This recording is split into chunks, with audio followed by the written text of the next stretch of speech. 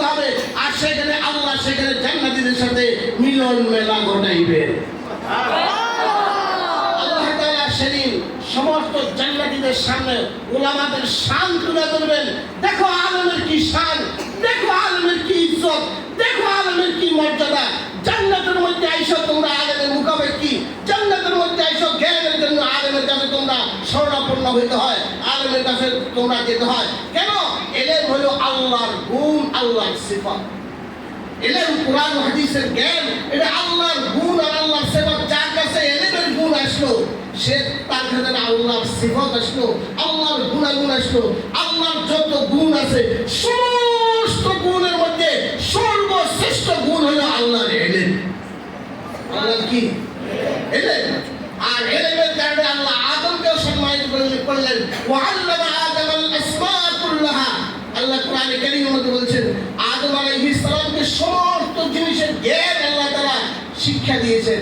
তো আদম আলাইহিস সালামের সন্তান হিসেবে আমরা যাদের কাছে এলেম থাকবে সে সম্মানিত হবে, যে জাতি এলেম শূন্য হবে সে অসম্মানিত হবে। এজন্য মানুষের সবচেয়ে বড় গুণ হলো মানুষের কাছে এলেম থাকবে, এলেমের কোনো বিকল্প নাই। গার্জিয়ান যারা আছেন, আপনার দ্বীন শিক্ষা করার জন্য দ্বীন ইসলাম মাদ্রাসা আপনার সন্তানকে দিয়েছেন, আপনি ভাগ্যবান।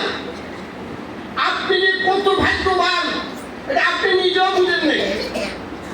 আপনি কত ভাগ্যবান আপনি নিজেও জানেন না। আমাদের দেশের জাতীয় পাখির নাম কি? আমাদের দেশের জাতীয় পাখির নাম কি? দোয়েল যে জাতীয় পাখি, এটা কি দোয়েলে জানে না?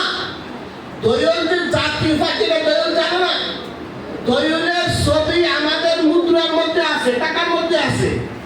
দোয়েল জাতীয় পাখি, এর জন্য দোয়েলের ছবি আমাদের মুদ্রা টাকার মধ্যে, আর ওই টাকা মানি ব্যাগের ভিতরে, আর মানি ব্যাগ পকেটের মধ্যে, মানি ব্যাগ আলমারির মধ্যে।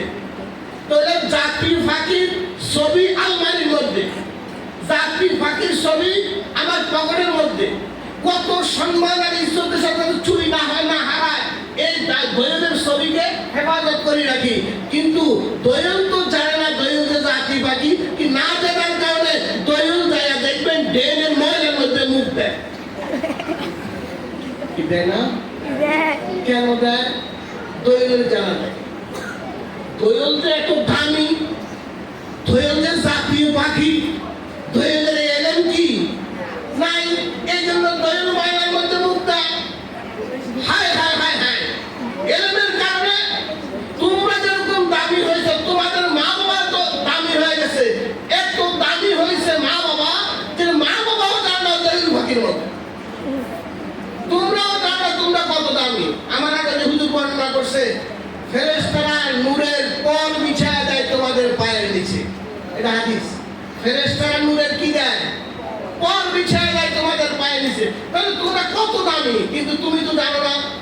কিন্তু ঠিকই তো তুমি বাসায় গিয়ে মোবাইল নিব, কিন্তু ঠিকই তো তুমি টিভির সামনে বসো, কিন্তু ঠিকই তো তুমি পোলাপাইনের সাথে খারাপ ছেলেদের সাথে মিশো, আড্ডা দাও। তুমি মাদ্রাসা থেকে যখন বাহিরে চলে যাও তখন তুমি যে মাদ্রাসার ছাত্র, মাদ্রাসার স্টুডেন্ট, হাফেজে কোরআন, তোমার ছেলের মধ্যে আল্লাহ 30 পারা কোরআন দিয়েছে। কোরআন না থাকো সহি শুদ্ধ করে পড়ার যোগ্যতা আল্লাহ তোমার মধ্যে দিয়েছে, এটাও তো তুমি ভুলে যাও। এজন্য আমাকে সতর্ক থাকতে হবে, আমাকে ভালো হাফেজ হতে হলে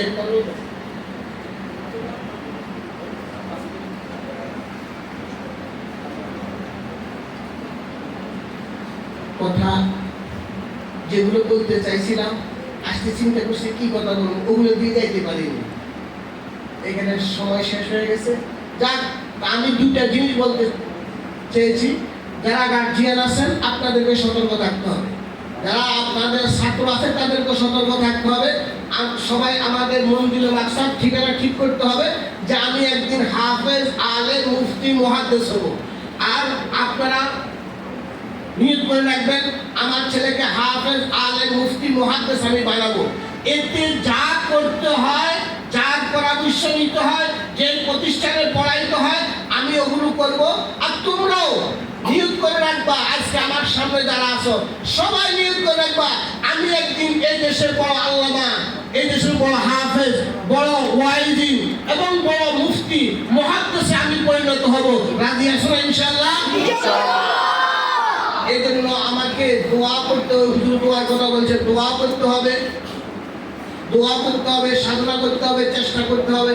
আল্লাহ আমাদের সকলকে ইলমে দ্বীন শিক্ষা করার জন্য আল্লাহ আমাদের সকলকে কবুল করুন।